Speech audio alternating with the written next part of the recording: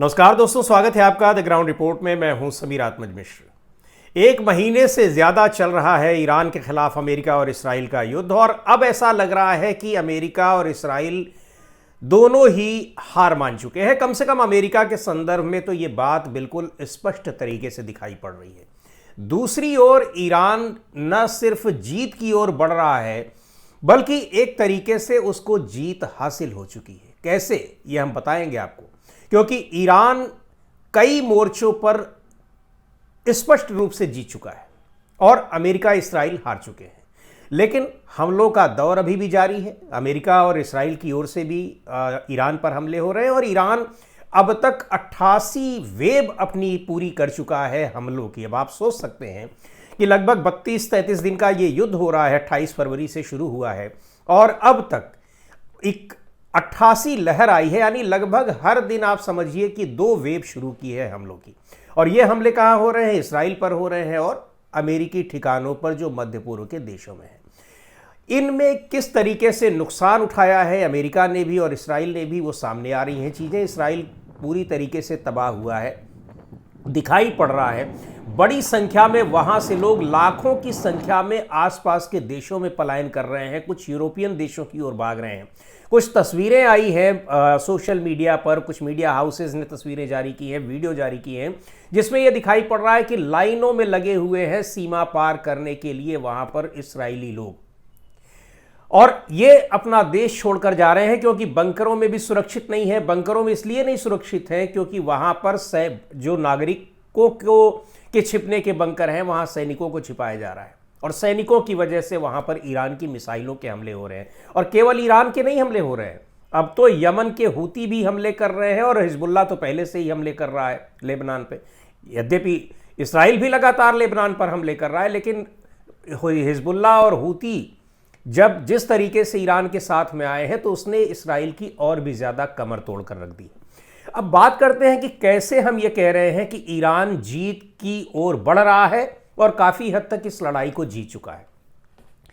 पिछले 3-4 दशक से सैंक्शंस झेल रहा है, प्रतिबंध झेल रहा है। यानी पूरी तरीके से अमेरिका और यूरोपियन देशों के प्रतिबंधों के कारण ईरान अलग थलग पड़ गया पूरी दुनिया से।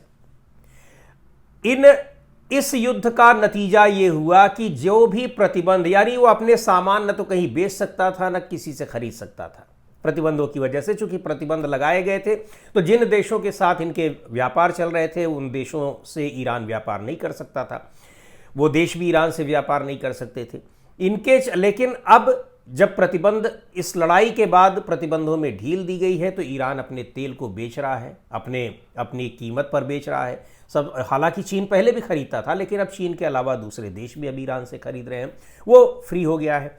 हॉर्मुज स्ट्रेट पर जिस तरीके से ईरान ने रोक लगा रखी है, और पूरी ताकत के बाद, पूरी धमकी के बावजूद अमेरिका उस हॉर्मुज स्ट्रेट को खुलवाने को तो छोड़ दीजिए, अपनी मर्जी से एक जहाज को भी, एक युद्धपोत को भी, एक किसी टैंकर को भी वहां से क्रॉस नहीं करा पाया। ईरान ने जिसकी अपनी मर्जी से, ईरान ने अपने संबंधों के आधार पर जिन देशों को ये छूट दी, भारत को भी उससे फायदा मिला, वहां उनको जरूर दे दी, लेकिन अमेरिका अपनी मर्जी से अपने किसी जहाज को वहां से क्रॉस करा पाया हो, किसी टैंकर को, यह संभव नहीं हो पाया।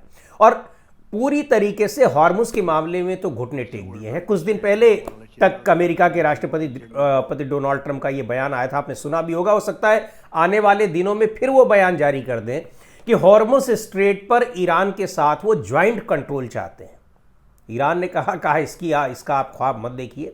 अब आप जहां कंट्रोल आपका है भी, अब आप वहां से भी अपना कंट्रोल खो चुके हैं। यानी मध्य पूर्व के देशों की बातों कर रहे थे।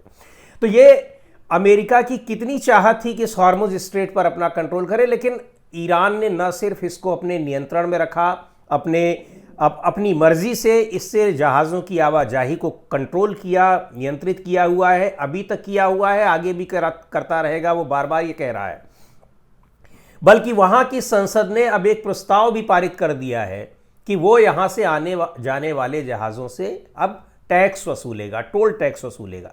जाहिर सी बात है कि इससे अरबों खरबों डॉलर की कमाई होगी ईरान को, क्योंकि हॉर्मुज स्ट्रेट ऐसा है कि केवल तेल और गैस ही नहीं, बहुत सारी चीज़ों के आवागमन का रास्ता है ये हॉर्मुज स्ट्रेट, और यहाँ से तेल की अगर बात करें तो पूरी दुनिया में जो तेल की सप्लाई होती है उसका 20-25% ऑयल और गैस इसी रास्ते से होकर जाते हैं, और हॉर्मुज़ स्ट्रेट पर पूरा कंट्रोल जो है वो ईरान का है।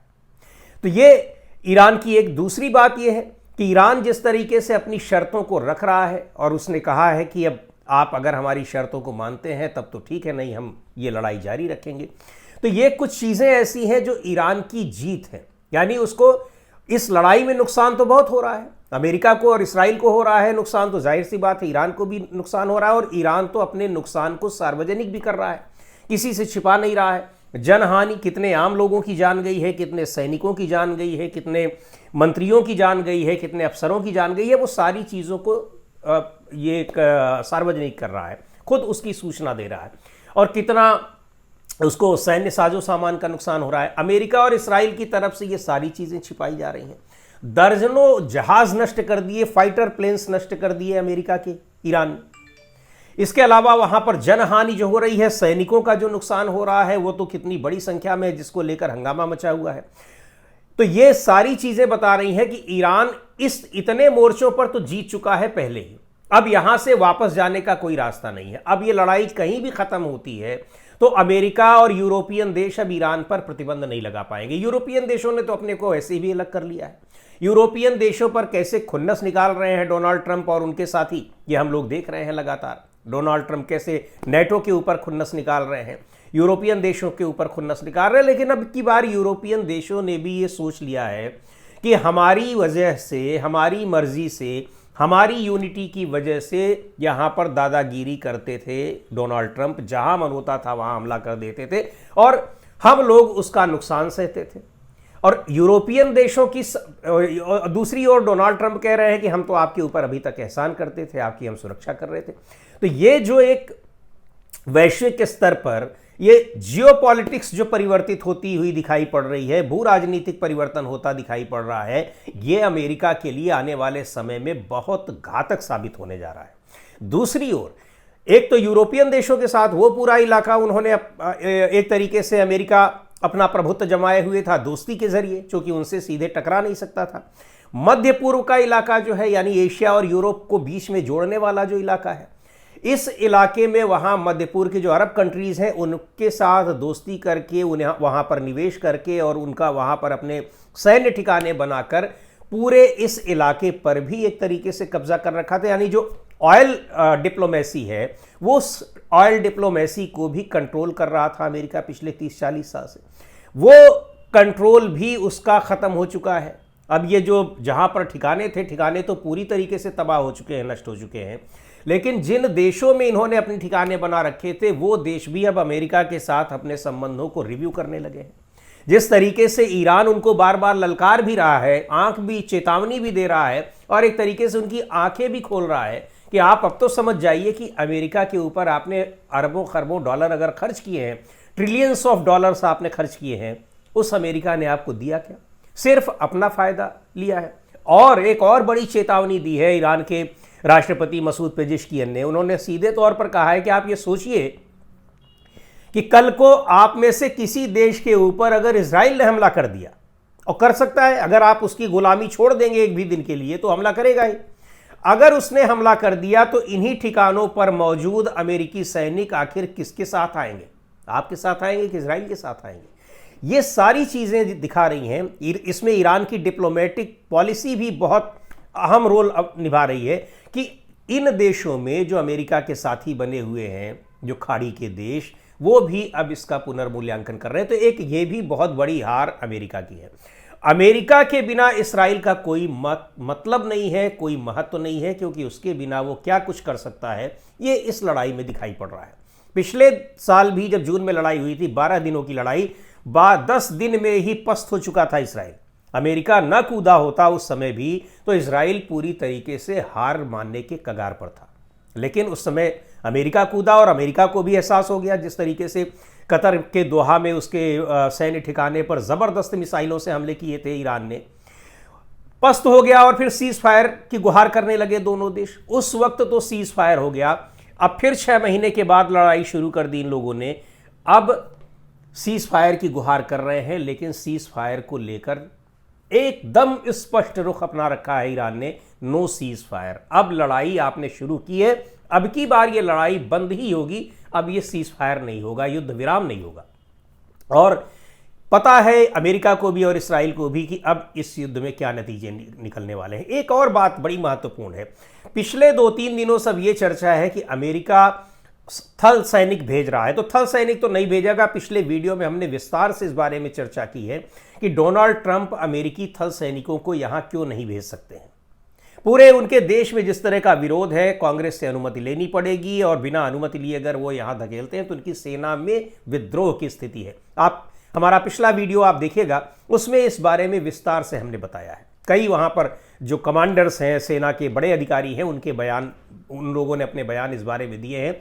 तब हम इस निष्कर्ष पर पहुंच रहे हैं कि डोनाल्ड ट्रंप अब इस स्थिति में नहीं है कि 50,000 सैनिकों को या 10,000 सैनिकों को, जितने भी थल सैनिक हैं, थल सैनिकों को वहां भेजने की स्थिति में ये फैसला वो ले पाए। इस स्थिति में वो दिखाई नहीं पड़ रहे हैं। दूसरी बात ये कही जा रही है कि परमाणु बम का इस्तेमाल कर सकते हैं। परमाणु बम का इस्तेमाल करना इतना आसान नहीं है, लेकिन अगर ये दुस्साहस अमेरिका या इसराइल करते हैं तो इसके भी घातक परिणाम देखने को मिलेंगे। अमेरिका की ओर से तो ये संभावना नहीं दिखाई पड़ रही है, लेकिन चूंकि इसराइल भी परमाणु संपन्न देश है, इसराइल ऐसा करने का दुस्साहस कर सकता है जो स्थितियां दिखाई रही। ईरान ने सीधे कहा है कि अगर ऐसा कोई दुस्साहस किया तो फिर इसराइल का नामो निशान खत्म हो जाएगा, और इसमें कोई बहुत हैरानी की भी बात नहीं है। इसराइल काफी हद तक तबाह वैसे भी हो चुका है। अमेरिका अब धीरे धीरे हाथ खींच ही रहा है, हाथ खींचने के बाद वो इस लड़ाई को आगे लड़ने की स्थिति में रहेगा ही नहीं। और अगर इस फ्रस्ट्रेशन में उसने परमाणु बम का इस्तेमाल किया तो फिर पूरी तरीके से ये देश जो 1948 में बना है, उस देश का अस्तित्व पूरी तरीके से खत्म करने की स्थिति में है ईरान। ये सबको पता है और ये बात इसराइल को भी पता है और अमेरिका को भी पता है। तो ये स्थिति शायद ना आने पाए कि इसमें परमाणु हथियारों का इस्तेमाल हो, लेकिन ईरान अब तक की स्थिति में दिखाई पड़ रहा है कि ये लड़ाई काफ़ी हद तक जीत चुका है। आज के वीडियो में इतना ही। अगले वीडियो में फिर मिलेंगे एक नए विषय के साथ, एक नए मुद्दे के साथ। द ग्राउंड रिपोर्ट के यूट्यूब चैनल को आपने अब तक सब्सक्राइब ना किया हो तो ज़रूर कर लें। हमारे वीडियोज़ को लाइक करें, शेयर करें और अपने सुझाव भी हमें ज़रूर भेजें।